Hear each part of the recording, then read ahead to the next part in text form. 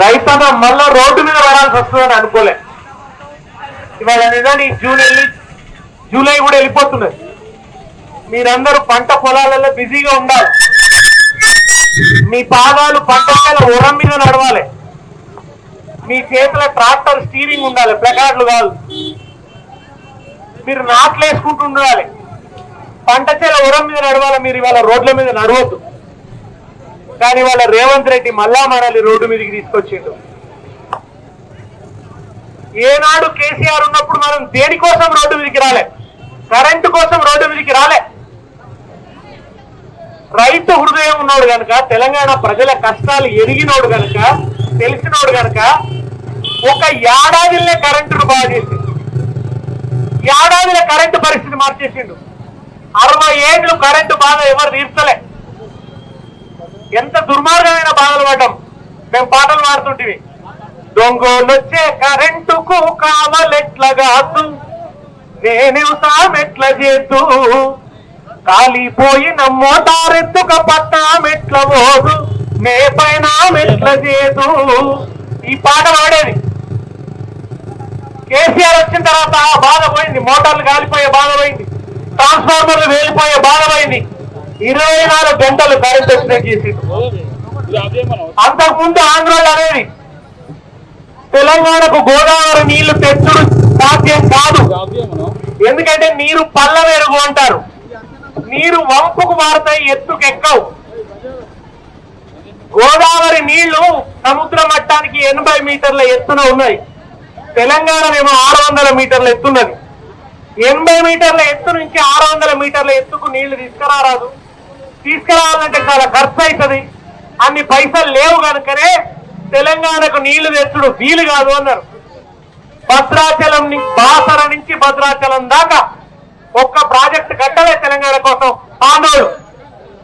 ఆంధ్రాలో పరిపాలనలో ప్రాజెక్టులు కట్టలే. పడరాని పాదలు పడ్డాం. చంద్రబాబు పరిపాలనలో 12 సంవత్సరాలు కసాయి కరువు చూసినాం. పొట్ట చేత పట్టుకొని జనం వలసలిపోయినారు. పాలమూరు వలసలు అంటాం కదా, వాళ్ళు కృష్ణా నీళ్లు దక్కక పాలమూరులు వలసపోయినరు. నిజానికి మన సిద్దిపేటలో కూడా కరువు ఏం తక్కువ కాదు. అంతటా వానలు పడుతుండే కానీ సిద్దిపేటలో వాన పడకపో. నేను ఎప్పుడు బాధపడదు. నేను ఒకసారి కేసీఆర్తో అన్నా కూడా, సార్ అదేం పాపమో కానీ తెలంగాణలో కూడా వేరే చోట వానలు పడ్డప్పుడు కూడా మన దగ్గర పడవు. తీవ్ర దుర్భిక్ష ప్రాంతము, ఏమి శాపం ఉన్నదో మన సిద్దిపేటకు అని చెప్పి అప్పుడప్పుడు బాధపడే. అది సిద్దిపేట ప్రాంతం కానీ, ఉస్నాబాద్ ప్రాంతం కానీ, చేర్యాల ప్రాంతం కానీ దారుణమైనటువంటి కరువు.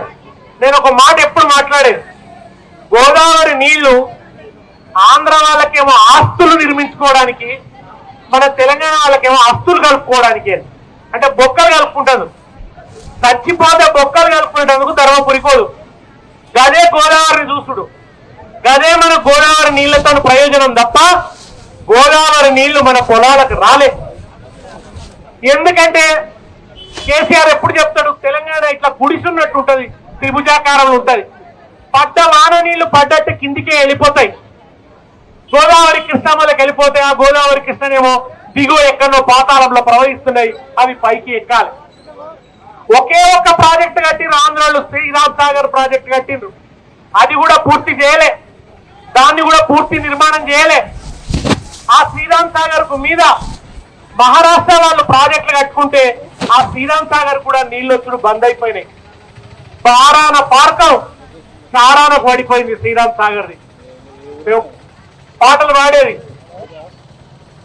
అమ్మా తెలంగాణమా ఆకలికే కలగానమా, అమ్మ నీకు వందనాలమ్ము, కమ్మని ప్రేమానిదమ్ము, ఎట్టలా మట్టి సిప్పవు గాయిదోల్లా గాండ్రగొడ్డలివి, అమ్మా తెలంగాణమా ఆకలికే కలగానమా, పడమటి కొండల నాసికులోన తల్లి గోదావరి పుట్టిన ఇల్లు, బాస చేసి బాసర వద్ద ఆదిలాబాదులో అడుగు పెట్టినది, పోచంపాడు కాడ పొదిగిపోతనని బాస చేసినది, భరోసిచ్చినది, గంగమ్మకు దయారాలేదు గంటెడు నీళ్ళివ్వలేదు, గంగమ్మకు దయారాలేదు గంటెడు నిలివ్వలేదు. గోదావరమ్మ తెలంగాణను, ఆ గోదావరమ్మ తెలంగాణను గొడ్డురాలు చేసి పోయిందమ్ము. అమ్మా తెలంగాణమా ఆకలికే కలగానమా. తెలంగాణను గోదావరి తల్లి గొడ్రాలు చేసిపోయింది తప్ప గంటెడు నీళ్ళు ఇయ్యలేదనే దుఃఖంతో గద్దర్ పాటలు రాసింది. ఈ పరిస్థితి మారాలని ఆ రోజు చంద్రబాబు నాయుడు ఒక్క ప్రాజెక్టు కట్టిన పాపాన పోలే. రాజశేఖర రెడ్డి వచ్చిన తర్వాత ప్రాణహిత చేవెళ్ళ అని ఒక ప్రాజెక్ట్ అన్నాడు. అది తమ్మిడి హట్టి అని అక్కడ కట్టాలి, అక్కడ కడితే ఆ నీళ్లు చేవేళ్ల దాకా తీసుకుపోవచ్చు అని చెప్పి మాట్లాడి. ఆ తమ్మిడి హట్టి మహారాష్ట్రలో ఉంటది. అక్కడ 152 మీటర్ల ఎత్తున బ్యారేజీ కట్టాలి. కానీ మహారాష్ట్ర ప్రభుత్వం ఒప్పుకుంటలేదు. కావాలనే అప్పుడు మన ప్రాజెక్టు స్థలాలు వాళ్ళు ఎట్లా పెడుతురంటే అంతర్రాష్ట్ర వివాదాలు ఉండే చోట పెట్టేది. అట్లా పెట్టడం వల్ల ఆ ప్రాజెక్టు ముందటి పోలే. కాంగ్రెస్ వాళ్ళు తమ్మిడి హట్టి దగ్గర తట్టెడు మట్టి ఎత్తిపోయలేదు, కానీ చేవేళ్ల దగ్గర కాలువలు తీసారు.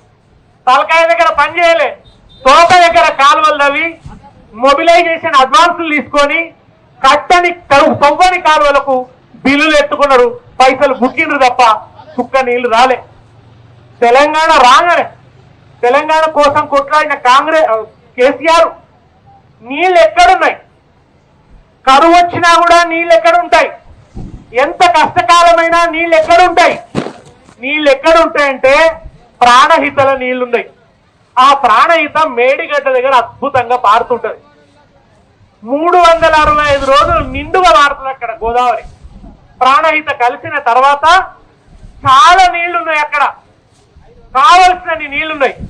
ఇదైతే సరిగ్గా ఉంటది, ఇక్కడ బ్యారేజ్ కట్టాలని చెప్పి ఆయన అక్కడ మేడిగడ్డ బ్యారేజ్ కట్టి అక్కడి నుంచి నీళ్లు తెచ్చి సుందిళ్లలో పోసి అన్నారంలో పోసి మిడ్మానేరు కాంగ్రెస్ వాళ్ళు సగం కడితే ఆ మిడ్మానేరును పూర్తి చేసి నీళ్లు ఎల్లంపల్లి నుంచి మిడ్మానేరు నుంచి అన్నపూర్ణ సాగర్ నుంచి రంగనాయక సాగర్ కు తెచ్చి మన సిద్దిపేట ప్రాంతాన్ని సస్యశ్యామలం చేసిండు. మనందరం 10 ఏళ్ళు కళ్ళ చూసినాం. భూమికి బరువు అయ్యేంత పంట పండింది. ఎన్నడూ కళ్ళ చూడనంత పంట. తెలంగాణ రైతుల తలరాత మారిపోయింది.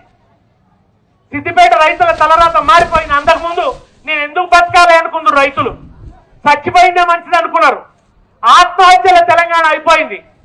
ఆత్మహత్యల తెలంగాణను అన్నపూర్ణగా మార్చిండు కేసీఆర్.